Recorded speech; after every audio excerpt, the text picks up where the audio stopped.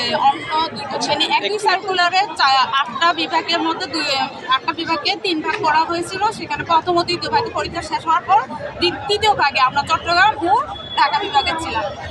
এটা ছিল প্রাইমারি তৃতীয় ধাপের পরীক্ষা।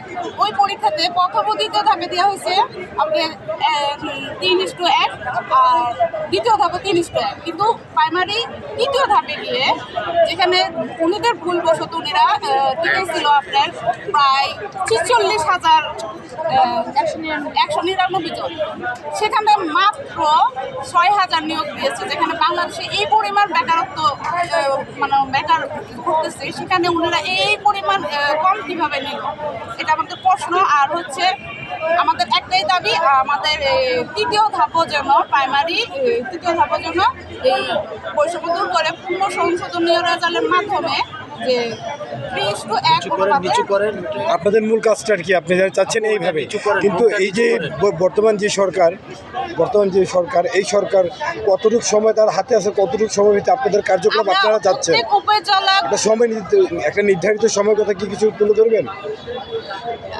অল্প সময়ের মধ্যেই হচ্ছে ওনারা আমাদের ফলাফলটা দিতে পারে, কারণ হচ্ছে আমাদের পর্যাপ্ত পরিমাণে শূন্যপদ আছে। ওনারা চাইলেই হচ্ছে একটা মিটিং এর মাধ্যমে হচ্ছে পুনরায় একটা ফলাফল প্রকাশ করতে পারে। এটা আচ্ছা, এই পর্যাপ্ত পরিমাণ শূন্যপদ থেকে মিডিয়ার সাথে কি সামনে কি আপনি কি পেশ করবেন যে এই সমস্ত জায়গায় শূন্যপদ আছে, তাহলে তারও প্রত্যেকটা উপজেলায় পর্যাপ্ত পরিমাণে শূন্যপদ আছে, আর সারা বাংলাদেশে 24,000 প্লাস শূন্যপদ আছে এবং প্রতিটা উপজেলায় শূন্যপদ আছে। আপনারা যদি চান আমরা প্রতিটা উপজেলার শূন্যপদগুলো আপনাদের মিডিয়ার সাথে প্রকাশ করব।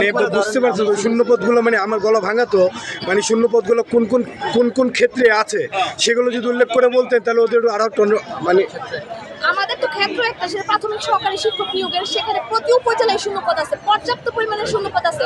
সচিব স্যার কিন্তু বলেছিল হচ্ছে আমাদের যে সার্কুলারটা ছিল, সার্কুলারে দেওয়া ছিল সকল শূন্যপদ পূরণে, তো সকল শূন্যপদ কিন্তু ওনারা পূরণ করে না। এটা কিন্তু সার্কুলার 10-এর বিধিমালাতে দেওয়া আছে যে সকল শূন্যপদ পূরণে হচ্ছে আমাদের ফলাফলটা দেওয়া হবে, কিন্তু ওনারা হচ্ছে সার্কুলারটা ফলো করে নেয়। কারণ সার্কুলারটা ফলো করলে উনি সকল শূন্যপদ পূরণ করতো। এখন আমাদের পর্যাপ্ত পরিমাণে শূন্যপদ আছে, ওনারা চাইলেই হচ্ছে যে কোনো সময় যে কোনো ধরনের বড় ধরনের হচ্ছে এখান থেকে একটা নিয়োগ দিতে পারে। ধন্যবাদ আপনাদের বলার জন্য। মূলত এই মিডিয়া তো ইউনিভার্সিটি শুধু এই প্রোগ্রামটা শুধু ইউনিভার্সিটির ছাত্রছাত্রীদের জন্য করে থাকি, বাইরে কোনো প্রোগ্রাম করি না।